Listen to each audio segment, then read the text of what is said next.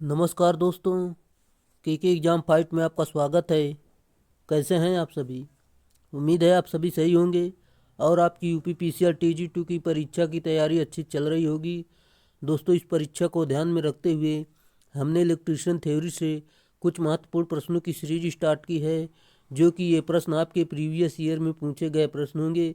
दोस्तों, ये UP PCR TG 2 के अलावा यूपी आर्मिनल TG 2, DRDO, SAIL, NPCIL, NFL आदि एग्ज़ामों के लिए भी महत्वपूर्ण साबित होगी। दोस्तों, आईटीआई लेवल का कोई भी एग्ज़ाम हो, इस सीरीज को देखकर बैठ जाना, उस एग्ज़ाम में एक भी प्रश्न बाहर जाने वाला नहीं है। चलिए, आपका ज़्यादा टाइम न लेते हुए इन प्रश्नों की शुरुआत करते हैं। उससे पहले आपसे रिक्वेस्ट है, अगर आप चैनल पर नए हैं तो चैनल को सब्सक्राइब कर लीजिए और अपने दोस्तों में शेयर कर दीजिए। अगर वीडियो अच्छा लगता है तो वीडियो को लाइक ज़रूर करना। चलिए दोस्तों, हम इसमें आपको बता दें कि इसमें एक ही वीडियो में सारे टॉपिक से प्रश्न लिए गए हैं। कोई ऐसा टॉपिक नहीं है जो कि छूट गया है।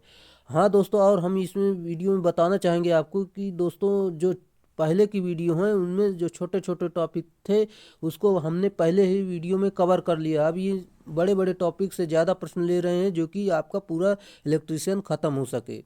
चलिए, हम प्रश्नों को शुरू करते हैं। जैसा कि दिया गया हमारा प्रश्न, यदि तेल, पेट्रोल या विद्युत दोष की वजह से आग लगी हो तो प्रयोग किए जाने वाला अग्निशामक होगा। सही उत्तर दोस्तों ऑप्शन नंबर सी, सीटीसी इसका राइट आंसर है। चलिए, हम देख लेते हैं। जैसा कि दोस्तों, इसमें यदि तेल, पेट्रोल या विद्युत क्षेत्र की वजह से आग लगी हो तो उसमें सीटीसी अग्निशामक प्रयोग किया जाता है।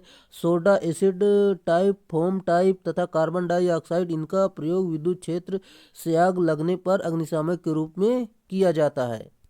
चलिए, अगला प्रश्न बताना है कि दोस्तों, ये चित्र आपका किसका बना हुआ है, किसको दर्शाता है। सही उत्तर दोस्तों आपका ऑप्शन नंबर सी, जो कि विद्युत झटके का खतरा को दर्शाता है ये। चलिए, अगला प्रश्न जैसा कि दिया गया है, कार्बन डाइऑक्साइड यानी CO2 अग्निशामन शामक निम्नलिखित में से किस प्रकार की अग्नि को बुझाने के काम आता है। सही उत्तर दोस्तों ऑप्शन नंबर डी, जो कि वर्ग बी एवं डी, ये इसका राइट आंसर है। अगला प्रश्न जैसा कि दिया गया है, निम्नलिखित में से किस हथौड़े का प्रयोग धात्विक कार्यों के लिए किया जाता है। सही उत्तर दोस्तों option number B, ball pin हथौड़ा, ये इसका राइट आंसर है। जैसा कि दोस्तों, हम हथौड़े को जानते ही होंगे, धात्विक चादरों को मोड़ने के लिए और रिवेट को चोट मारने फैलाने के लिए बॉल पिन हैमर का प्रयोग किया जाता है। इसके पिन का आकार अर्धगोलाकार होता होता है और इसका प्रयोग छेनी पर पंच मारने के लिए भी किया जाता है। अगला प्रश्न अगला प्रश्न आपका दिया गया है, पोकर का प्रयोग निम्नलिखित में से किस के लिए किया जाता है। सही उत्तर दोस्तों ऑप्शन नंबर बी, लकड़ी को स्क्रू लगाने हेतु अग्रगामी छिद्र निर्माण के लिए इसका प्रयोग किया जाता है। जैसे कि दोस्तों, आप पोकर का डायग्राम देख सकते हैं और इसे सुम्बी या ब्राउल भी कहा जाता है। इसकी लंबाई जो है 20 सेंटीमीटर तक होती है। चलिए, अगला प्रश्न जैसा कि दिया गया है, यूनिवर्सल ब्रेविल प्रोटेक्टर का सिद्धांत निम्नलिखित के ही समान होता है। सही उत्तर दोस्तों ऑप्शन नंबर ए, वर्नियर बेवल प्रोटेक्टर, ये इसका राइट आंसर है। जैसा कि दोस्तों, इस प्रोटेक्टर के द्वारा हम किसी कोण को 1 डिग्री के 12वें भाग यानी 1/12वें भाग या 5 मिनट की परिशुद्धता माप सकते हैं। चलिए, अगला प्रश्न आपका दिया गया है, एक प्लग गेज जिसके एक सिरे पर इसका गो और नो गो आकार होता है कहलाता है। सही उत्तर दोस्तों option number C, progressive plug gauge, इसका राइट आंसर है। दोस्तों, इसमें हम चिन्ह इसलिए लगा लेते हैं ताकि आपको पीडीएफ जो दिया जाए तो वहाँ पर आपको चिन्ह लगा हुआ मिले, ताकि आपको एग्ज़ाम के टाइम पर रिवीजन करने में काफ़ी आसानी हो, आपको पढ़ने में आसानी हो। अगला प्रश्न जैसा दिया गया है, प्रतिरोधकता के लिए एसआई इकाई क्या है। सही उत्तर दोस्तों option number B, ohm into metre, इसका राइट आंसर है। जैसा कि दोस्तों, यहाँ पर देख सकते हैं फार्मूला इसका प्रतिरोधकता का R/A/L होता है। इसका मात्रक भी देख सकते हैं। अगला प्रश्न जैसा कि दिया गया है, यदि वास्तविक करंट 200 एम्पियर है और बेस करंट 20 एम्पियर है तो देख सकते हैं पीयू करंट क्या होगा। सही उत्तर दोस्तों यहाँ पर जो आपका हो जाएगा, जो कि आप हल करेंगे तो 10 पीयू इसका राइट आंसर होगा। जैसा कि दोस्तों इसका फार्मूला होता वास्तविक धारा अपान बेस धारा, यहाँ पर मान रखेंगे तो आपका जो कि आंसर निकल कर आ जाएगा, जो कि सही उत्तर होगा। अगला प्रश्न। अगला प्रश्न जैसा कि दिया गया है, जब 2 एम्पियर विद्युत धारा एक 2 ओम प्रतिरोध के फिलामेंट में से गुजरती है तब डैश डैश मात्रा की ऊष्मा उत्पन्न होती है। सिंपल सा है फार्मूला, जैसा कि दोस्तों हम आपको बता देते हैं। जैसे कि दोस्तों उत्पन्न ऊष्मा जैसे कि देख सकते हैं I²RT होता है। आई का मान दिया गया है, आर का मान दिया गया है, यहाँ पर मान रखेंगे तो आपका जो उत्तर निकल कर आ जाएगा 8 वाट, इसका राइट आंसर है। चलिए जैसा कि हम अगले प्रश्न पर चलते हैं। आपका अगला प्रश्न दिया गया है, त्रिकला डेल्टा संबंधन में लाइन वोल्टता डैश डैश है। सही उत्तर दोस्तों ऑप्शन नंबर ए कला वोल्टता के समान, ये इसका सही उत्तर है। चलिए, लाइन धारा फेज धारा की √3 गुना होती है। अगला प्रश्न। अगला प्रश्न जैसा कि दिया गया, 3 संधारित्रों की धारिता का अनुपात 1:2:3 और उसके आर पार वोल्टता का अनुपात जो है 3:2:1 है, तो संधारित्रों में ऊर्जा भंडारण अनुपात कितना होगा। सिंपल सा है, जैसा कि दोस्तों हम आपको बता देते हैं। ये फार्मूला होता है 1/2CV² होता है। यहाँ पर पूरा रखेंगे, यहाँ पर 1/1/2 से पूरा काट देंगे, फिर दोस्तों सी और वी का मान रख के इसका वी का वर्ग करेंगे तो दोस्तों इसका जो आ जाएगा, यहाँ पर ऑप्शन नंबर भी सही उत्तर होगा, जो कि 9, 8 और 3 अनुपात ये सभी आ जाएंगे। चलिए दोस्तों, उम्मीद है आपको समझ में आया होगा। चलिए हम अगले प्रश्न पर चलते हैं। जैसा कि आपका अगला प्रश्न दिया गया है, निम्नलिखित में से किसमें उच्चतम चालकता होती है। सही उत्तर दोस्तों ऑप्शन नंबर बी चांदी, ये इसका राइट आंसर है। चांदी की चालकता उच्च होती है। जैसा कि दोस्तों देख सकते हैं, चांदी की जो चालकता होती है 6.30 × 10⁻⁷ होता है। तांबा के लिए देख सकते हैं 5.96 × 10⁻⁷। सोना के लिए देख सकते हैं, एल्युमिनियम के लिए देख सकते हैं, लोहा के लिए सभी आप जानकारी देख सकते हैं। अगला प्रश्न। अगला प्रश्न जैसा कि दिया गया, यहाँ पर आप देख सकते हैं, एक 10 ओम प्रतिरोधक तथा एक 5 ओम प्रतिरोधक को एक डीसी वोल्टता स्रोत से समांतर रूप में जोड़ा गया है, तो वोल्टता स्रोत से आहरित कुल धारा 15 एम्पियर है, तो 5 ओम प्रतिरोधक से होकर गुजरने वाली धारा कितनी है। चलिए हम आपको बता देते हैं। यहाँ पर जैसा कि दोस्तों यहाँ पर 5 ओम प्रतिरोधकता में धारा जो होती है, यहाँ पर इसका मान रखेंगे तो जैसे कि दोस्तों आपका जो उत्तर निकल कर आ जाएगा, ऑप्शन नंबर ए 10 एम्पियर सही उत्तर होगा। चलिए हम अगले प्रश्न पर चलते हैं। जैसा कि दोस्तों यहाँ पर आप देख लेना, करंट डिवाइडर रूल के नियम के अनुसार ये लगाया गया है। अगला प्रश्न। अगला प्रश्न जैसा कि दिया गया, आपको डायग्राम में दिया गया है और यहाँ पर दिया गया है, अगर ए और बी के बीच प्रभावी प्रतिरोध 50 ओम है तो प्रतिरोध आर का मान ज्ञात कीजिए। जैसा कि दोस्तों इसमें आपको प्रतिरोध यहाँ आर का मान बताना है। चलिए आर का मान बताना है, चलिए हम आपको बता देते हैं। जैसे कि दोस्तों यहाँ पर पहले तो आप समांतर क्रम में इन्हें जोड़ेंगे। जैसे कि हम आपको बता दें, जैसे पहले तो इसे आप समांतर क्रम में जोड़ेंगे, फिर दोस्तों इसके साथ सीरीज में जोड़ेंगे, फिर समांतर में, इसी तरह आप जोड़ते चले जाएंगे तो आपका इसमें जो उत्तर निकल कर आ जाएगा। जैसे कि दोस्तों यहाँ पर देख सकते हैं, एक आर बराबर -31, एक आर बराबर 20, जो कि देख सकते हैं ये हल करने के बाद इतना आ रहा है, जो कि इसमें आंसर दिया नहीं गया। ऑप्शन नंबर डी इसका राइट आंसर है। चलिए उम्मीद है आपको दोस्तों समझ में आया होगा, और अगर आपको समझ में ना आया हो तो वीडियो को रोक कर इसे अपने आप से भी हल कर सकते हैं, ताकि हमें यहाँ पर ज़्यादा समझाने का टाइम नहीं है। चलिए अगला प्रश्न।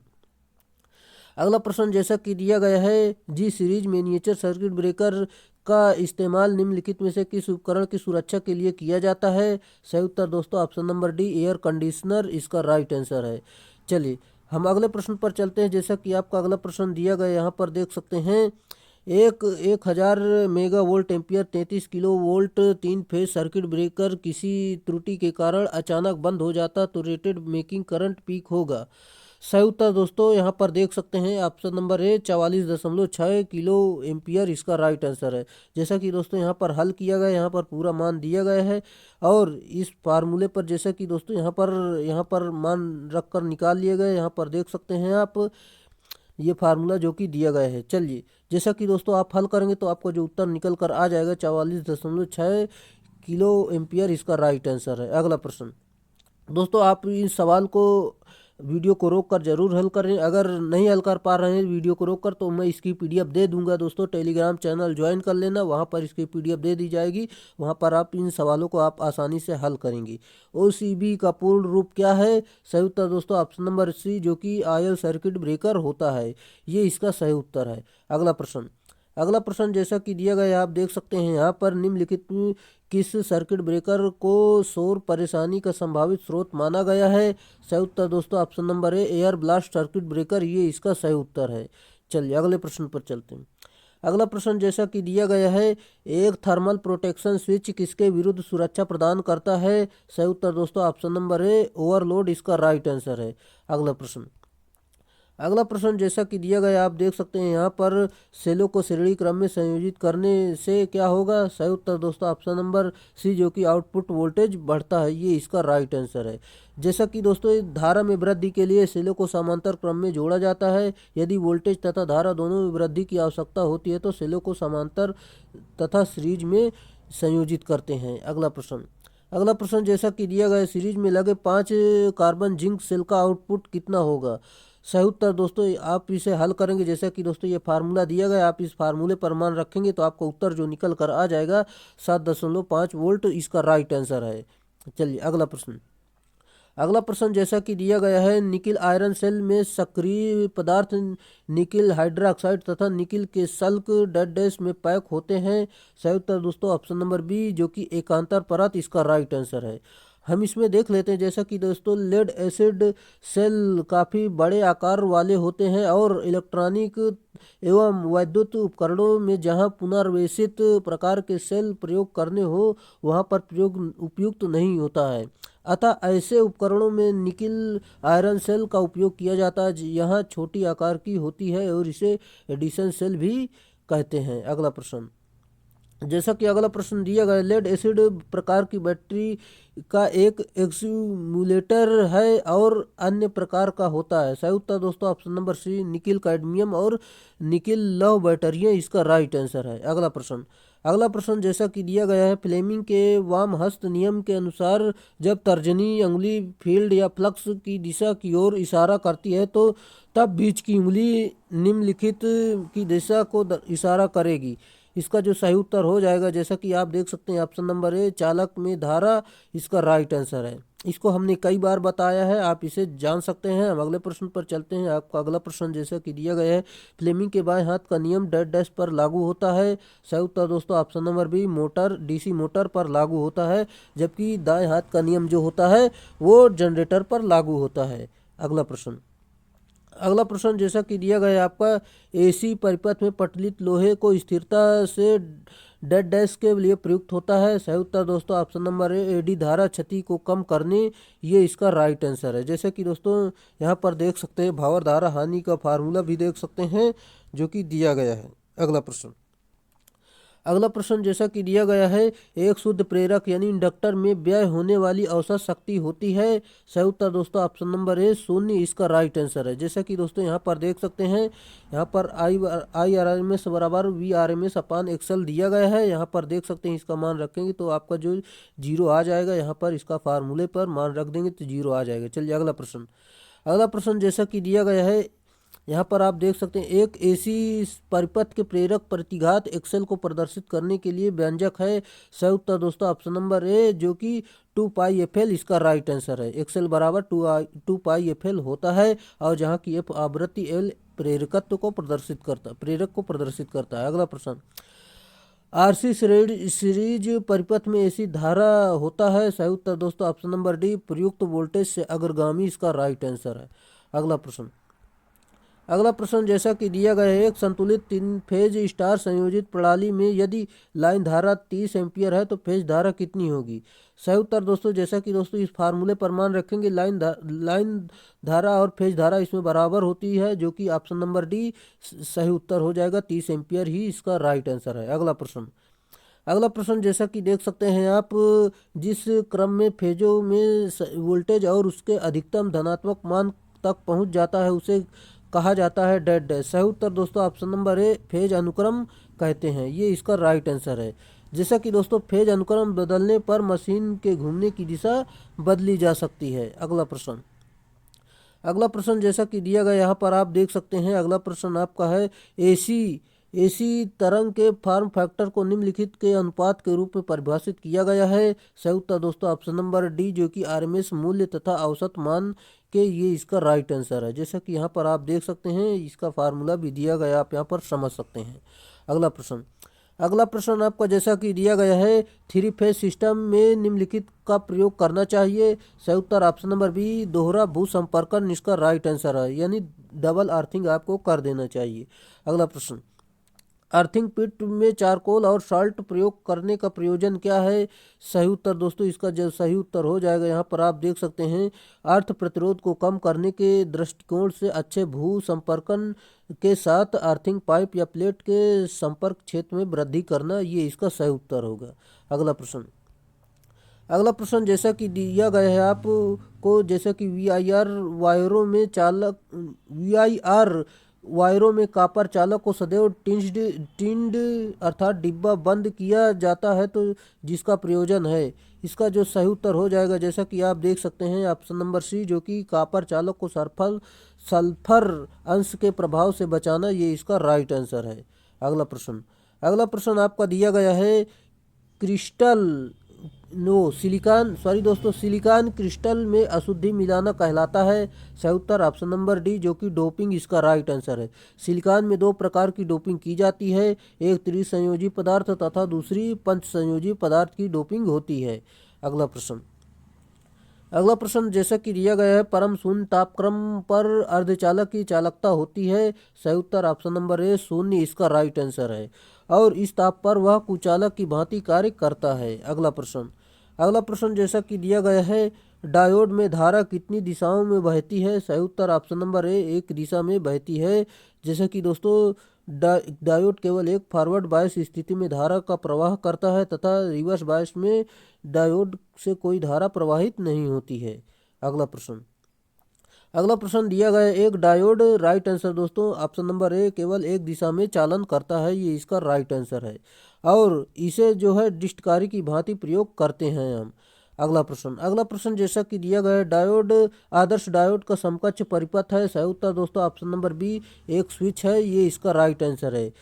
आदर्श डायोड का समकक्ष परिपथ एक स्विच होता है, और स्विच तथा डायोड दोनों में धारा का प्रवाह एक ही दिशा में होता है, जो कि कुछ इसका आंसर, जो कि इम्पोर्टेंट व्याख्या थी। किसी डायोड का फॉरवर्ड प्रतिरोध क्या होता है। सही उत्तर दोस्तों ऑप्शन नंबर सी, जो कि बहुत कम होता है, तथा रिवर्स प्रतिरोध बहुत उच्च होता है।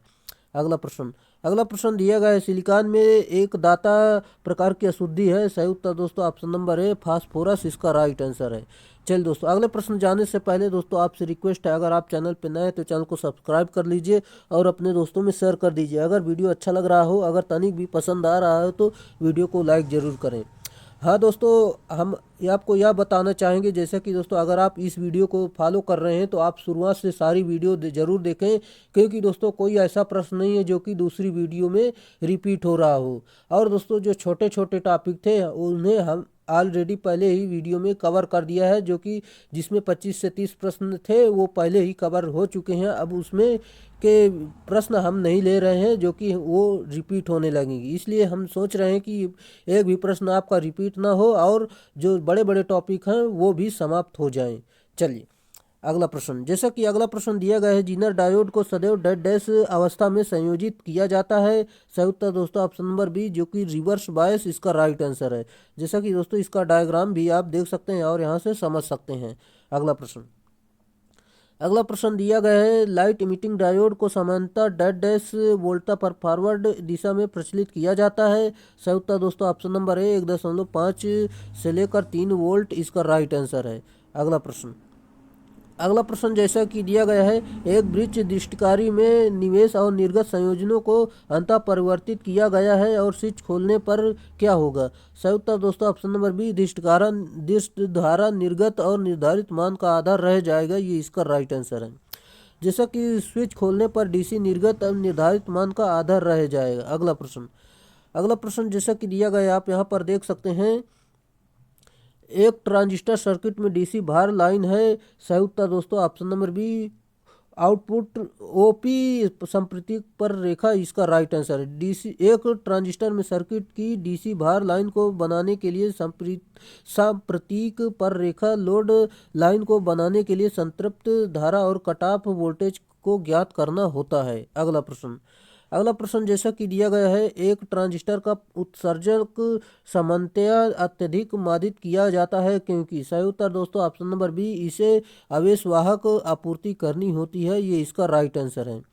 क्योंकि दोस्तों आवेश वाहक आपूर्ति करनी होती है और ट्रांजिस्टर को निर्गत प्रतिरोध 50 ओम से अधिक होती है और इसका शक्ति लाभ कॉमन बेस ट्रांजिस्टर से कम होता है।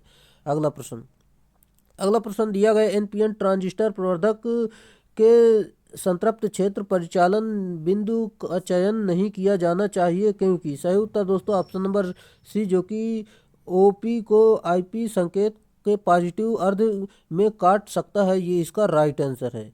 चलिए अगला प्रश्न जैसा कि दिया गया है, ट्रांजिस्टर में काला बिंदु दर्शाता है। सही उत्तर दोस्तों ऑप्शन नंबर सी, जो कि कलेक्टर को दर्शाता है। जैसा कि ट्रांजिस्टर में काला बिंदु कलेक्टर को दर्शाता है, इन परिपथों में बेस इनपुट टर्मिनल जो है एमीटर आउटपुट टर्मिनल तथा कलेक्टर कॉमन टर्मिनल होता है। अगला प्रश्न जैसा कि दिया गया, जब ट्रांजिस्टर डिजिटल परिपथ में लगाए जाते हैं वे समानतः कार्य करते हैं। सही उत्तर ऑप्शन नंबर डी, जो कि संतृप्तता एवं कटाव क्षेत्र में इसका राइट आंसर है। अगला प्रश्न जैसा कि दिया गया है, आप देख सकते हैं यहाँ पर श्रेणी बी प्रवर्धक की दक्षता लगभग डैश होती है। सही उत्तर दोस्तों ऑप्शन नंबर सी, जो कि 50 से 60% इसका राइट आंसर है। जैसा कि देख सकते हैं आप, जो कि दिया गया है। अगला प्रश्न आपका दिया गया है, श्रव्य आवृत्ति प्रवर्धक यानी एम्पलीफायर के विरूपण का संभावित कारण है। सही उत्तर दोस्तों ऑप्शन नंबर सी, जो कि इनपुट संकेत स्तर अति उच्च होना इसका राइट आंसर है। अगला प्रश्न दिया गया है, शक्ति प्रवर्धक यानी एम्पलीफायर वास्तव में डैश होता है। सही उत्तर ऑप्शन नंबर सी, जो कि एक धारा प्रवर्धक होता है, ये इसका सही उत्तर है। जैसा कि हम इसमें देख लेते हैं, यह परिपथ संकेत की वोल्टेज के साथ उसकी धारा का भी एम्प्लीफिकेशन करता है, तभी शक्ति में वृद्धि होती है क्योंकि P बराबर VI होता है। अगला प्रश्न आपका दिया गया है, पुश बुल प्रवर्धक यानी एम्पलीफायर की अपेक्षा पूर्वक प्रवर्धक को वरीयता प्रदान की जाती है, इसका कारण है। सही उत्तर ऑप्शन नंबर सी, परिणामित्र विहीन परिपथ इसका राइट आंसर है। अगला प्रश्न आपका जैसा कि दिया गया, आप यहाँ पर देख सकते हैं, निम्नलिखित में से कौन सा उपकरण शिथिलीकरण दोलित्र के रूप में प्रयुक्त होता है। सही उत्तर दोस्तों ऑप्शन नंबर सी, यूजेटी इसका राइट आंसर है। जैसा कि दोस्तों यूनी जंक्शन ट्रांजिस्टर उपकरण शिथिलीकरण दोलित्र के रूप में प्रयुक्त होता है। यूजेटी ऋणात्मक प्रतिरोध अभिलक्षण वाली युक्ति होती है और यह एन प्रारूपी सिलिकॉन अर्धचालक पर एक पीएन संधि निर्मित 3 टर्मिनल इकाई होती है। अगला प्रश्न आपका दिया गया है, एक एसीआर की अग्रदिश धारा को डैश से कम करके उसे बंद किया जा सकता है। सही उत्तर दोस्तों ऑप्शन नंबर बी, होल्डिंग धारा इसका राइट आंसर है, जैसा कि आप यहाँ पर देख सकते हैं। अगला प्रश्न, यूजेटी का उपयोग किस रूप में किया जाता है। सही उत्तर दोस्तों option number C, relaxation oscillator इसका राइट आंसर है। इसके रूप में इसको प्रयोग करते हैं, लैंचिंग परिपथों में आदि में इसे किया जाता है। अगला प्रश्न जैसा कि दिया गया, आपका यहाँ पर देख सकते हैं, एक MSI चिप पर डैश एम्बेडेड घटक होते हैं। सही उत्तर ऑप्शन नंबर बी, जो कि 10 से अधिक और 100 से कम इसका राइट आंसर है। चलिए जैसा कि यहाँ पर देख सकते हैं पूरी जानकारी दी गई है, आप यहाँ पर देख लेना। हम अगले प्रश्न पर चलते हैं, जो कि आपका अगला प्रश्न दिया गया है। यहाँ पर आप देख सकते हैं, निम्नलिखित में से कौन सा विकल्प आईसी का उपयोग करने का एक फायदा दर्शाता है। सही उत्तर दोस्तों ऑप्शन नंबर डी, जो कि कम बिजली की खपत, ये इसका राइट आंसर है। जैसा कि दोस्तों आईसी अनेक डायोड ट्रांजिस्टर प्रतिरोध एवं कैपेसिटर एक ही चिप पर लगे होते हैं। अगला प्रश्न आपका दिया गया है, जैसा कि आप देख सकते हैं, कोड डैश एक लीनियर आईसी को दर्शाता है। सही उत्तर दोस्तों ऑप्शन नंबर बी, जो कि LS इसका राइट आंसर है। अगला प्रश्न आपका दिया गया है, एल्बो इनमें से किसके लिए उपयुक्त होते हैं। सही उत्तर दोस्तों ऑप्शन नंबर डी, छोटे बंकन के लिए प्रयुक्त होते हैं, ये इसका सही उत्तर है। अगला प्रश्न आपका दिया गया है, ए लैंप होल्डर में छोटे उपकरणों के लिए आपूर्ति लेने के लिए इनमें से किसका उपयोग किया जाता है? सही उत्तर दोस्तों option number A adapter lamp holder के रूप में इसका प्रयोग किया जाए। जैसा कि दोस्तों लैंप होल्डर से लैंप तथा अन्य किसी कार्य के लिए संयोजन प्राप्त करने हेतु एडाप्टर होल्डर का प्रयोग किया जाता है। यहाँ पर देख सकते हैं आप 5 एम्पियर से 250 एम्पियर की क्षमता के लिए बनाए जाते हैं। यहाँ पर आप देख सकते हैं। अगला प्रश्न दिया गया आपका, उस बिंदु को क्या कहा जाता है जहां उपभोक्ता की वायरिंग कटआउट से जुड़ी होती है? सही उत्तर ऑप्शन नंबर बी उपभोक्ता का टर्मिनल कहा जाता है। ये इसका राइट आंसर है। चलिए दोस्तों, हम अगले प्रश्न जाने से पहले आपको बताना चाहेंगे, अगर आपको इस वीडियो की पीडीएफ चाहिए तो ये टेलीग्राम चैनल ज्वाइन कर सकते हैं। यहाँ पर इसकी पीडीएफ दे दी जाएगी। चलिए अगला प्रश्न जैसा कि आपको दिया गया, यहाँ पर आप देख सकते हैं, लैप संयोजित आर्मेचर वाले एक 4 पोल शंट जनरेटर का क्षेत्र प्रतिरोध और आर्मेचर प्रतिरोध क्रमशः 50 ओम और 0.1 ओम है। इससे 100 वोल्ट और 40 वाट वाले 60 लैंपों को विद्युत शक्ति आपूर्ति प्रदान की जाती है, तो आर्मेचर धारा का मान क्या होगा? चलिए हम आपको हल करके यहाँ पर बता देते हैं। जैसे कि दोस्तों यहाँ पर देख सकते हैं आप, ये पूरा मान दिया गया है। पहले तो आपको इस फार्मूले पर प्रतिरोध निकाल लेना। प्रतिरोध निकालने के बाद दोस्तों यहाँ पर ये 60 प्रतिरोध जो है, इसे आप सिंपल सा होता है जो कि R/N जो कि लिखेंगे, जो समान प्रतिरोध के लिए होता है 250 है, ऊपर 250 लिखेंगे अपान नीचे 60। यहाँ पर हल करेंगे तो आपको जो उत्तर निकल कर आ जाएगा, यहाँ पर देख सकते हैं आप। फिर इसके बाद दोस्तों फिर IL निकालेंगे। फिर IL निकालने के बाद फिर दोस्तों शंट में जो बहने वाली धारा उसे निकालेंगे। उससे निकालने के बाद फिर दोस्तों आपको लास्ट में आर्मेचर धारा निकाल लेंगे, जो कि लोड धारा और शंट धारा दोनों को जोड़ देंगे, तो आपका 26 एम्पियर सही उत्तर आ जाएगा। चलिए, उम्मीद है दोस्तों आपको समझ में आया होगा। ऑप्शन नंबर बी इसका राइट आंसर हो जाएगा। चलिए हम अगले प्रश्न पर चलते हैं, जो कि आपका अगला प्रश्न दिया गया है। और दोस्तों अगर समझ में नहीं आया है तो वीडियो को रोककर इसे जरूर से हल करें, क्योंकि दोस्तों ये इंपॉर्टेंट सवाल है, आपकी एग्जाम में पूछा जा सकता है, जो कि UPPCL TG2 के एग्जाम में काफ़ी महत्वपूर्ण ये भूमिका निभाएगा। निम्नलिखित में से कौन सी परिवर्ती हानियां हैं? सही उत्तर दोस्तों ऑप्शन नंबर ए आर्मेचर ताम्र हानियां, ये इसका राइट आंसर है। अगला प्रश्न जैसा कि दिया गया है आपका, सीरीज कुंडली जनरेटर, शंट जनरेटर और यौगिक पिंड जनरेटर डैश DC जनरेटर के उदाहरण है। सही उत्तर ऑप्शन नंबर ए स्व उत्तेजित, इसका राइट आंसर है। जैसा कि दोस्तों आप स्व उत्तेजित के बारे में देख सकते हैं, जिस जनरेटर में फील्ड पोल को उत्तेजित करने के लिए बाह्य विद्युत स्रोत की आवश्यकता नहीं होती है, वह स्व उत्तेजित जनरेटर कहलाता है। अगला प्रश्न दिया गया है, एक शंट DC मोटर जो टर्मिनल वोल्टेज आर्मेचर धारा आर्मेचर प्रतिरोध के साथ कार्यशील है, उसका पश्च EMF यानी EMF क्या होगा? सही उत्तर दोस्तों ऑप्शन नंबर ए, जो कि E बराबर V-IR, इसका राइट आंसर है। जहां कि दोस्तों E बराबर विद्युत वाहक बल और V वोल्टेज और I धारा और R जो है आर्मेचर प्रतिरोध को प्रदर्शित करता है। अगला प्रश्न, DC जनरेटर के लिए यदि स्थिर हानियां चर हानियों के तुल्य हो तो जनरेटर की दक्षता होगी? सही उत्तर दोस्तों ऑप्शन नंबर सी अधिकतम होगी, ये इसका राइट आंसर है। अगला प्रश्न आपका दिया गया है, यहाँ पर देख सकते हैं, DC शंट मोटर का उपयोग इनमें से किसमें नहीं किया जाता है? सही उत्तर दोस्तों ऑप्शन नंबर डी, जो कि इलेक्ट्रिक ट्रेंस में नहीं किया जाता। जैसे कि दोस्तों खराद मशीन में किया जाता है और मशीन टूल्स में करते हैं, और कास्ट कार्य मशीन वुड वर्किंग मशीन में करते हैं। जैसा कि दोस्तों हम अगले प्रश्न पर चलते हैं, बाकी यहाँ जानकारी आप देख सकते हैं। हम अगले प्रश्न पर चलते हैं, जो कि आपका अगला प्रश्न दिया गया है, एक सार्वभौमिक मोटर में परिवर्ती गति अभिलक्षण पाए जाते हैं क्योंकि यह डैश होती है। सही उत्तर दोस्तों ऑप्शन नंबर सी, जो कि सीरीज वाउंड होती है, ये इसका राइट आंसर है। और दोस्तों हम इस मोटर के बारे में बात करें तो दोस्तों यह AC तथा DC दोनों पर समान रूप से कार्य करती है। इसकी संरचना जो है DC सीरीज मोटर के समान होती है, इसलिए इसे AC सीरीज मोटर भी कहा जाता है। इसका टार्क उच्च होता है, उच्च होने के कारण इसका प्रयोग विभिन्न स्थानों में किया जाता है, जैसे कि दोस्तों mixer, grinder, vacuum cleaner, drill machine और सिलाई मशीन आदि में करते हैं।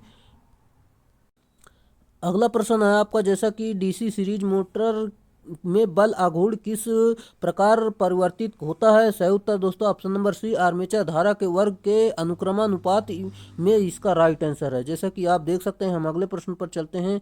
आपका अगला प्रश्न जैसा कि दिया गया है, 5 एम्पियर की लाइन धारा लेते समय DC series motor 10 newton metre का बलाघूर्ण उत्पन्न करती है। यदि लाइन धारा को बढ़ाकर 10 एम्पियर कर दिया जाता है तो और मान लीजिए कि मोटर रैखिक चुंबकन क्षेत्र में संचालित है, तो इस स्थिति में उत्पन्न होने वाला बलाघूर्ण का मान डैश डैश होगा। दोस्तों इस पूरा मान को, जैसा कि दोस्तों इस फार्मूले पर आपको मान रखना है। जैसा कि दोस्तों देख सकते हैं, इस फार्मूले पर मान रखेंगे तो आपका जो उत्तर निकल कर आ जाएगा, जैसा कि आप देख सकते हैं 40 न्यूटन इंटू मीटर इसका राइट आंसर होगा। चलिए, जैसा कि हम अगले प्रश्न पर चलते हैं। आपका अगला प्रश्न दिया गया यहाँ पर देख सकते हैं, एक 230 वोल्ट डीसी सीरीज मोटर में 40 एम्पियर की धारा प्रवाहित होती है। आर्मेचर और सीरीज क्षेत्र वाइंडिंग यानी सीरीज फील्ड वाइंडिंग का प्रतिरोध क्रमशः 0.2 ओम और 0.1 ओम और ब्रश वोल्टेज ज्ञात करना है आपको। जैसा कि दोस्तों हम इसमें आपको बता देते हैं, जैसा कि दोस्तों V बराबर V minus I A into R E, जो कि सीरीज आर्मेचर धारा और सीरीज प्रतिरोध यहाँ पर पूरा मान रखेंगे। जैसा कि दोस्तों यहाँ पर आपको पूरा देख सकते हैं, आर्मेचर प्रतिरोध और दिया गया यहाँ पर वोल्टेज भी दिया गया, आपको देख सकते हैं। यहाँ पर पूरा मान रखेंगे तो आपका जो उत्तर निकल कर आ जाएगा 226 वोल्ट सही उत्तर हो जाए। चलिए दोस्तों, हम अगले प्रश्न पर चलते हैं। जैसा कि दोस्तों इसे आप हल कर लेना, और यहाँ पर हम डिटेल से नहीं समझा सकते, क्योंकि दोस्तों डिटेल से समझाने लगेंगे तो इतने सारे प्रश्न इतने कम समय में नहीं हो पाएंगे। अगला प्रश्न जैसा कि दिया गया है, कौन सा वाइंडिंग ट्रांसफार्मर की गाढ़ा घुमावदार से संबंधित नहीं है? सही उत्तर दोस्तों ऑप्शन नंबर बी, सैंडविच इसका राइट आंसर है। जैसा कि दोस्तों इसमें देख लेते हैं आप, ट्रांसफार्मर में 2 प्रकार की वाइंडिंग की जाती है, जैसे कि संकेंद्रित तथा इंटरलीव्ड, और ट्रांसफार्मर के रेटिंग के अनुसार क्रॉस ओवर, हेलिकल तथा डिस्क वाइंडिंग की जाती है। अगला प्रश्न जैसा कि दिया गया है आपका, यहाँ पर देख सकते हैं, रिले एक सुरक्षा रिले है जिसका उपयोग तेल में डूबे हुए ट्रांसफार्मर में किया जाता है। बुकोल्ज रिले किन परिस्थितियों में काम नहीं करेगा? इसका राइट आंसर है, जैसा कि आप देख सकते हैं, आप यहाँ पर ट्रांसफार्मर तेल का स्तर गिरता है जिससे बफल प्लेट का संचलन होता है, ये इसका राइट आंसर है। जैसा कि हम और देख लेते हैं, जैसा कि यह केवल आंतरिक प्रदोष से सुरक्षा प्रदान करती है, यह गैस दाब से प्रचलित रिले होती है, इसे कंजर्वेटर तथा ऑयल टैंक के मध्य लगाया जाता है। अगला प्रश्न है, विभिन्न शीतलन विधियों को लागू करने के लिए ट्रांसफार्मर प्रकार जिसका आकार 25 किलोवोल्ट एम्पियर है चुना जाता है, तो यह किस प्रकार का ट्रांसफार्मर है? सही उत्तर दोस्तों यहाँ पर देख सकते हैं आप, option number D, dry type transformer, ये इसका राइट आंसर है। जैसा कि हम इसमें देखते हैं, 500 किलोवोल्ट एम्पियर से अधिक क्षमता वाले ट्रांसफार्मर में जल शीतलन विधि प्रयोग की जाती है, और तेल शीतलन विधि जो है 2 मेगा वोल्ट एम्पियर तक प्रयोग किया जाता है। तेल निमज्जित जल शीतलन तथा 2 मेगा वोल्ट एम्पियर से अधिक वाले ट्रांसफार्मर में प्रयोग की जाती है। अगला प्रश्न जैसा कि दिया गया, ये यदि एक ट्रांसफार्मर में यदि माध्यमिक वोल्टेज प्राथमिक वोल्टेज से अधिक है तो यह किस प्रकार का ट्रांसफार्मर होता है? सिंपल सा है दोस्तों, आपको बता देना है। जैसा कि दोस्तों ऑप्शन नंबर डी इसका राइट आंसर हो जाएगा, स्टेप अप ट्रांसफार्मर ये होता है। जैसा कि यहाँ पर देख सकते हैं, यदि ट्रांसफार्मर का द्वितीयक वोल्टेज और प्राथमिक वोल्टेज से अधिक है तो उसे ऊंचाई ट्रांसफार्मर कहा जाता है। यहाँ पर पूरी जानकारी दी गई है, आप समझ सकते हैं। हम अगले प्रश्न पर चलते हैं, जो कि आपका अगला प्रश्न दिया गया है। यहाँ पर देख सकते हैं, एक मापने वाला उपकरण जो नियंत्रण टार्क लगाने के लिए गुरुत्वाकर्षण नियंत्रण का उपयोग करता है, केवल डैश स्थिति में उपयोग किया जा सकता है। सही उत्तर दोस्तों ऑप्शन नंबर ए, खड़ा इसका राइट आंसर है। यहाँ पर आप देख लें, जैसे कि दोस्तों गुरुत्व नियंत्रण प्रणाली केवल ऊर्ध्वाधर या खड़ा में ही प्रयोग किया जाता है, जैसा कि देख लीजिए आप। अगला प्रश्न आपका दिया गया है, डैश का उपयोग एक प्रतिरोध को आउटपुट करने के लिए किया जा सकता है, उसे उस पर लागू वोल्टेज का एक कार्य होगा। सही उत्तर दोस्तों ऑप्शन नंबर डी, पोटेंशियोमीटर इसका राइट आंसर है। जैसा कि हम अगले प्रश्न पर चलते हैं, आपका अगला प्रश्न दिया गया है, एक एनर्जी मीटर में driving system, dead dash registering system और डेड डैश बुनियादी निर्माण भागों को बनाते हैं। राइट आंसर आपका हो जाएगा जैसे कि मूविंग सिस्टम, ब्रेकिंग सिस्टम, ये इसका राइट आंसर है। अगला प्रश्न, अगला प्रश्न, ट्रांसफार्मर को डेड डैश के लिए प्रयुक्त किया जाता है। धारा ट्रांसफार्मर को डेड डैश के लिए प्रयुक्त किया जाता है। राइट आंसर दोस्तों ऑप्शन नंबर बी, जो कि उच्च प्रत्यावर्ती धारा के मापन के लिए इसका प्रयोग किया जाता है। और यह स्टेप अप ट्रांसफार्मर होता है और यह उच्च विभव को मापने के लिए और विभव परिणामित्र का प्रयोग किया जाता है। यह स्टेप डाउन ट्रांसफार्मर होता है। जैसे कि दोस्तों आप देख सकते हैं यहाँ विभव मापने के लिए पीटी का प्रयोग किया जाता है, यानी पोटेंशियल ट्रांसफार्मर का प्रयोग करते हैं हम। एक गैल्वेनोमीटर का प्रतिरोध 0.5 ओम है और पूर्ण स्केल पैमाने पर विक्षेपण 10 मिली एम्पियर है और 1 एम्पियर के लिए शंट रजिस्टर उपकरण के परस की सीमा क्या होगी। चलिए दोस्तों हम आपको बता देते हैं। जैसा कि दोस्तों यहाँ पर ये फार्मूला दिया गया है, इस फार्मूले पर आपको मान रखना है। फिर दोस्तों आपको यहाँ तक हल कर लेना है, जो कि आपका आंसर निकल कर आ जाएगा। यहाँ पर आप देख सकते हैं ऑप्शन नंबर डी 5/990 ओम इसका राइट आंसर है। दोस्तों इस फार्मूले पर पूरा मान रखना है, जो कि आप इस फार्मूले पर मान रख के हल करेंगे तो आपका जो उत्तर निकल कर आ जाएगा। अगला प्रश्न, हाल प्रभाव टांग परीक्षक इसे मापने हेतु उपयुक्त है। सही उत्तर दोस्तों ऑप्शन नंबर ए, एसी एवं डीसी धारा मापने के लिए इसका प्रयोग किया जाता है। टोंग परीक्षक को क्लैंप मीटर के नाम से भी जाना जाता है। यह पारस्परिक प्रेरण के सिद्धांत पर कार्य करता है। अगला प्रश्न दिया गया है, विभव पतन में पद्धति किसे मापने हेतु प्रयुक्त होता है। भू प्रतिरोध यानी अर्थ रेजिस्टेंस को मापने के लिए इसका प्रयोग किया जाता है। अगला प्रश्न अमीटर है। अमीटर क्या है दोस्तों, इसे सीरीज में लगाया जाता है। जैसा कि हम यहाँ पर आपको बता देते हैं, जैसे कि आपका सही उत्तर हो जाएगा, जो कि हमने आपको बता दिया है, जो कि परिपथ के सीरीज में लगाया जाता है और मापी जाने वाली धारा इससे प्रवाहित होती है। अगला प्रश्न जैसा कि दोस्तों इसकी व्याख्या देख लेते हैं। जैसा कि दोस्तों इसका प्रतिरोध निम्न होता है और इसकी रेंज बढ़ाने के लिए इसे समांतर में निम्न मान का प्रतिरोध जोड़ा जाता है।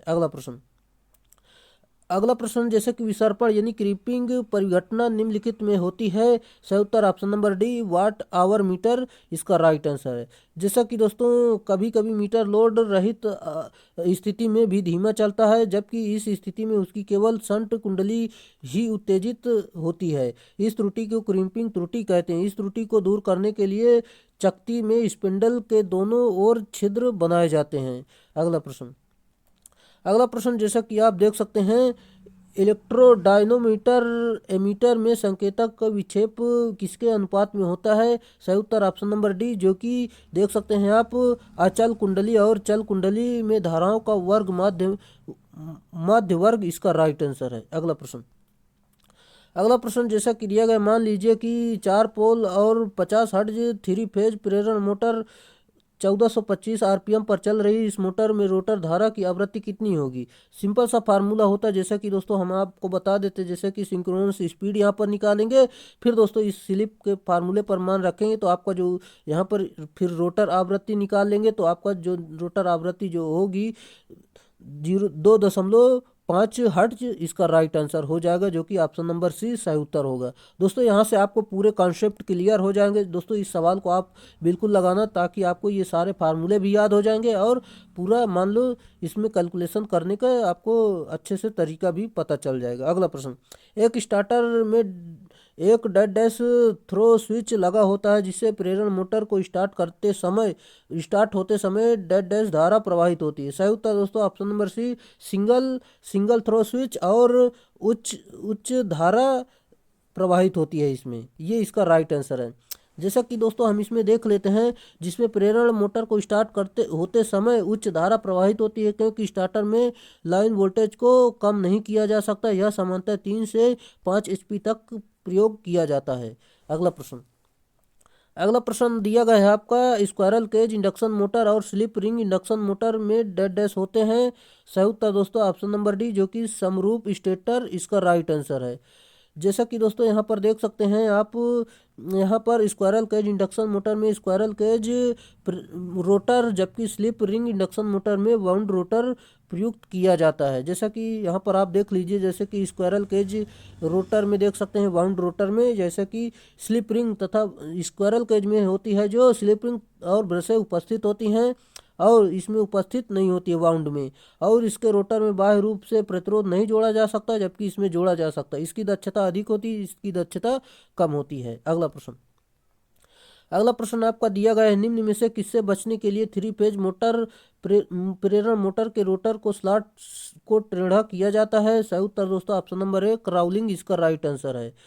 जैसा कि दोस्तों क्राउलिंग सामान्य स्पेस हार्मोनिक्स के कारण उत्पन्न होती है। रोटर स्लॉट को टेढ़ा करने से चुंबकीय भनभनाहट पकड़ कम हो जाती है, जिससे कि रोटर रोटर मोटर कम शोर के साथ चलती है। अगला प्रश्न, थ्री फेज इंडक्शन मोटर का स्टेटर निम्नलिखित में से किसके समरूप होता है? सही उत्तर ऑप्शन नंबर डी प्रत्यावर्तक इसका राइट आंसर है। जैसा कि दोस्तों स्टेटर में थ्री फेज वाइंडिंग होती है जिससे थ्री फेज की सप्लाई दी जाती है। प्रत्यावर्तक तथा थ्री फेज प्रेरण मोटर का स्टेटर समान होता है।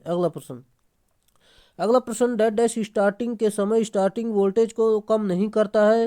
Right answer option number D DOL starter इसका राइट आंसर है। जैसा कि दोस्तों डायरेक्ट ऑनलाइन स्टार्टर के समय स्टार्टिंग वोल्टेज को कम नहीं करता है। ड्यूअल स्टार्टर का प्रयोग 5 औसत शक्ति तक प्रेरण मोटरों में किया जाता है। स्टार डेल्टा स्टार्टर का प्रयोग 10 से 15 औसत शक्ति तक किया जाता है। ऑटो ट्रांसफार्मर का स्टार्टर का प्रयोग 15 से 20 औसत शक्ति के मोटरों हेतु प्रयोग किया जाता है। अगला प्रश्न, जब तीन फेज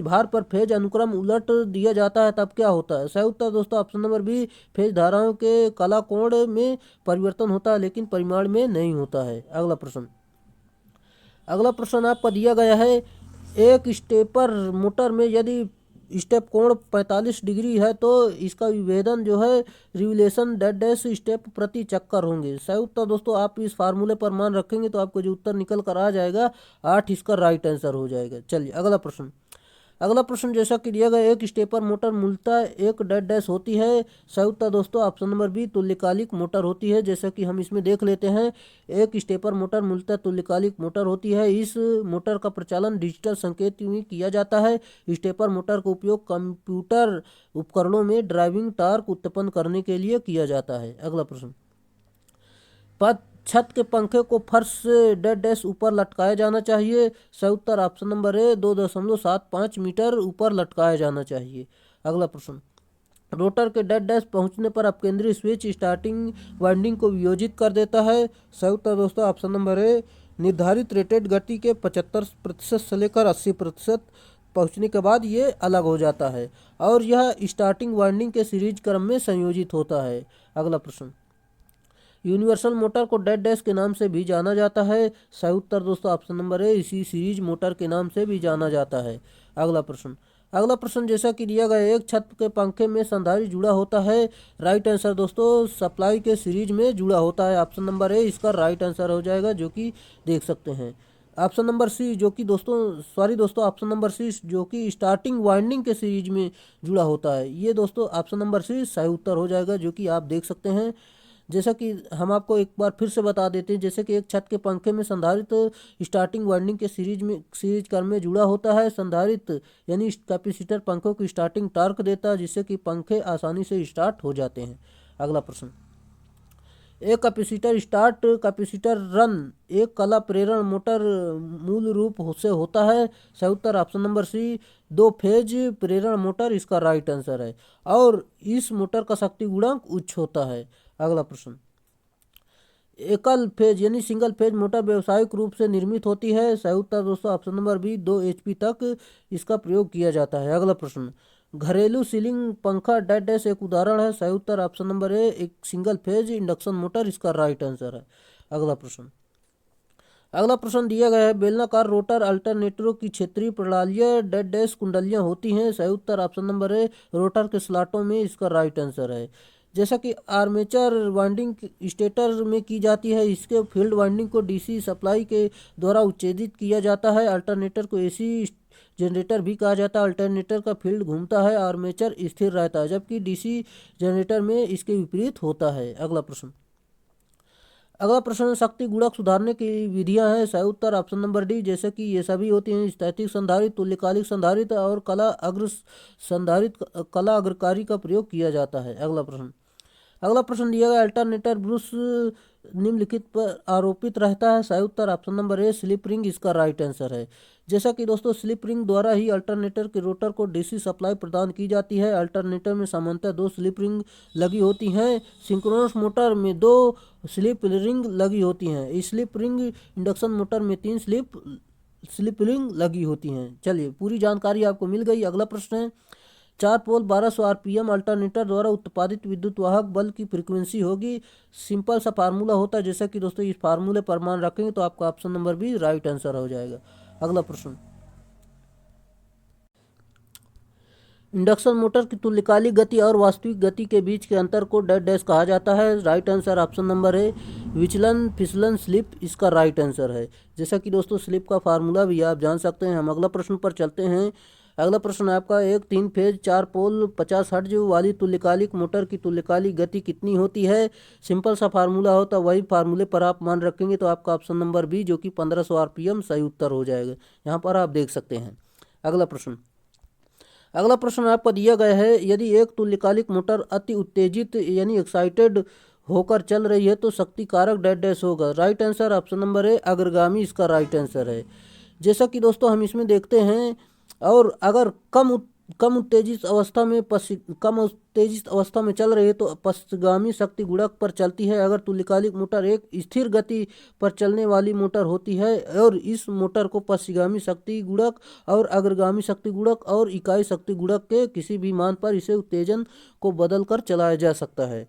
चलिए अगला प्रश्न, तुल्यकालिक मोटर में शुरुआती बलाघूर्ण प्रदान करने और चाल दोलन यानी हंटिंग प्रभाव को रोकने के लिए क्या प्रयोग किया जाता है। सही उत्तर दोस्तों ऑप्शन नंबर सी जो कि डैम्पर वाइंडिंग इसमें प्रयोग की जाती है। अगला प्रश्न आपका दिया गया है, क्षेत्र कुंडली यानी फील्ड कॉइल को लपेटने के लिए किस प्रकार को तार का उपयोग किया जाता है। सही उत्तर ऑप्शन नंबर ए, इनेमल्ड की हुई तार कॉपर तार का प्रयोग किया जाता है।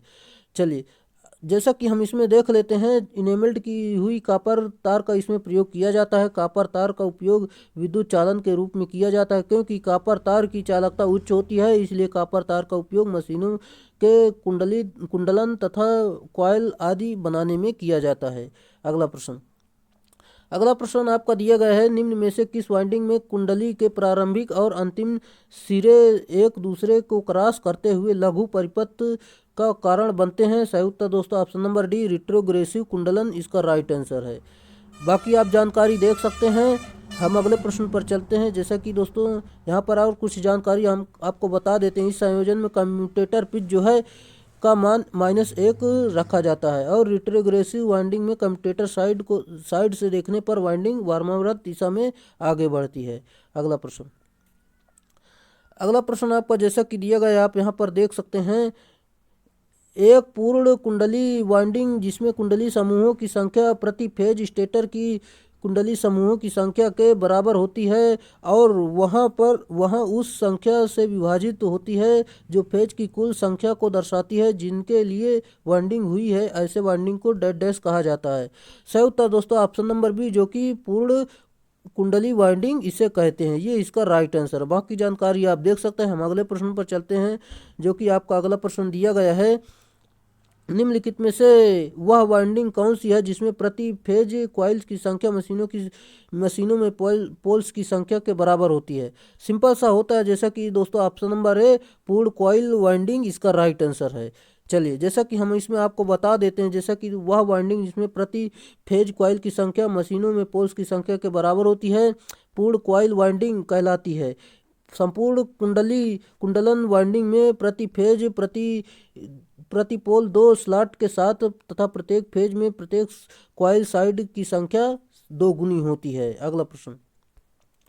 अगला प्रश्न आपका दिया गया है, जब sodium vapour lamp switch on किया जाता है तो यह किसकी उपस्थिति के कारण लाल रंग का प्रकाश देता है। सही उत्तर दोस्तों ऑप्शन नंबर सी, नियॉन इसका राइट आंसर है। जैसा कि दोस्तों नियॉन की उपस्थिति के कारण प्रारंभ में लाल रंग फिर बाद में सोडियम वेपर लैंप पीला प्रकाश देता है। 200 वोल्ट एसी सप्लाई आपूर्ति के 1 टन एयर कंडीशनर की सामान्य अनुमानित रेटिंग क्या है? सही उत्तर दोस्तों ऑप्शन नंबर डी, जो कि 1600 वाट इसका राइट आंसर है। अगला प्रश्न। अगला प्रश्न जैसा कि दिया गया है, 8 मीटर चौड़ाई और 12 मीटर लंबाई का एक कमरा 15 लैंपों द्वारा 100 ल्यूमेन स्क्वायर इंटू मीटर की उचित रूप से समान रोशनी से प्रकाशित किया जाता है, तो यदि प्रत्येक लैंप का ल्यूमेन 1600 है तो कमरे का उपयोग गुणांक क्या होगा? आग दोस्तों इस फार्मूले से आपको हल करेंगे, जैसे कि दोस्तों लंबाई गुणित चौड़ाई, यहाँ पर पहले पूरा क्षेत्रफल निकाल लेंगे। फिर दोस्तों इसके बाद आपको यहाँ पर आवश्यक लूमेन इसका लूमेन का फार्मूला रखना है, यहाँ पर लूमेन निकालेंगे, कुल लूमेन निकाल लेंगे। फिर दोस्तों इसका गुणांक जो निकालेंगे तो आपका जो उत्तर निकल कर आ जाएगा ऑप्शन नंबर, यहाँ पर देख सकते हैं ऑप्शन नंबर है 0.4 इसका राइट आंसर आ जाएगा। दोस्तों अगर आपको समझ में नहीं आया है तो वीडियो को रोक कर जरूर समझ कर इसे हल करें। अगला प्रश्न।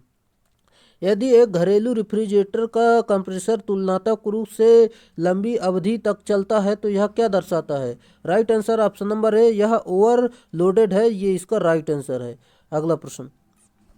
अगला प्रश्न जैसा कि दिया गया है, गीजर में भीतरी कंटेनर व बाहरी केसिंग के बीच में ग्लास वूल क्यों लगाया जाता है? सही उत्तर ऑप्शन नंबर डी, ऊष्मा हानि को घटाने के लिए इसे लगाया जाता है। चलिए जैसा कि हम इसमें बात करते हैं, गीजर की जल धारिता प्रायः 25 लीटर से 100 लीटर तक होती है और इसमें जो है 1 किलोवाट से लेकर 3 किलोवाट तक हीटिंग एलिमेंट का प्रयोग किया जाता है।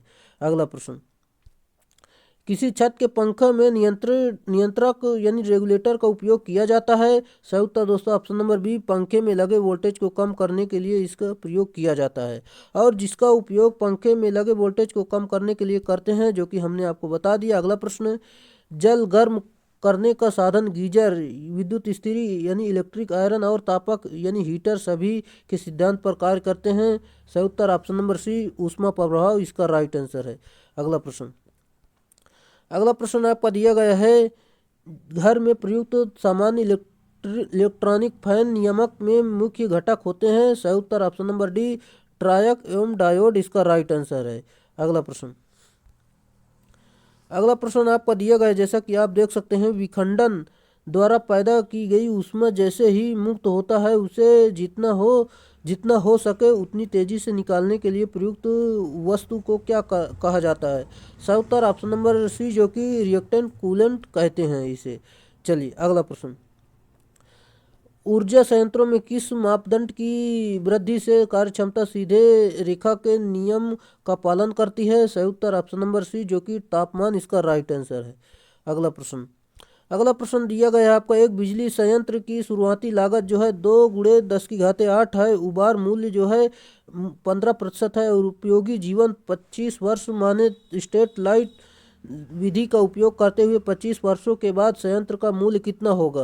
दोस्तों इसको आपको हल करना, जैसे कि दोस्तों पूरा मान दिया गया है, आप हल करेंगे तो आपका जो उत्तर निकल कर आ जाएगा ऑप्शन नंबर ए, 3 × 10⁻7 इसका राइट आंसर आ जाएगा। जैसा कि यहाँ पर इसका मान रख देंगे आपको उत्तर निकल कर आ जाएगा। अगला प्रश्न। अगला प्रश्न आपका दिया गया है, जो कि निम्नलिखित में से क्या किसी संचरण लाइन के कंडक्टर को पोल से अलग करता है? सही उत्तर ऑप्शन नंबर बी, डिस्क कुचालक इसका सही उत्तर होगा, ये इसका राइट आंसर है। अगला प्रश्न। अगला प्रश्न आपका दिया गया है, कोरोना के कारण ओजोन की उपस्थिति विद्युत प्रणालियों पर डैश प्रभाव डालती है? सही उत्तर ऑप्शन नंबर बी, चालक का संचारण करके, ये इसका राइट आंसर है। चलिए जैसा कि दोस्तों हम कोरोना के बारे में बात करते हैं, जैसे कोरोना बनने से वायुमंडल की वायु उत्पन्न ओजोन गैस चालक पदार्थ में रासायनिक प्रक्रिया करती है, जिससे चालक के पृष्ठ पर छिद्रों का निर्माण होता है और चालक पृष्ठ असमान होकर खुरदुरा हो जाता है, जिससे कि कोरोना की उत्पत्ति के समय चालक निर्भर हो जाता है। कोरोना के कारण अजावक्रीय धारा प्राप्त होती है, जैसा कि यहाँ पर आप देख सकते हैं। चलिए दोस्तों यही थे आपके प्रश्न, जो कि आपके 150 से ज़्यादा हमने प्रश्नों को इसमें हल किया है। अगर आपको वीडियो अच्छा लगा हो तो वीडियो को लाइक करें, अगर आप चैनल पर नए हैं तो चैनल को सब्सक्राइब जरूर करें और अपने दोस्तों में अधिक से अधिक इसे शेयर जरूर करें।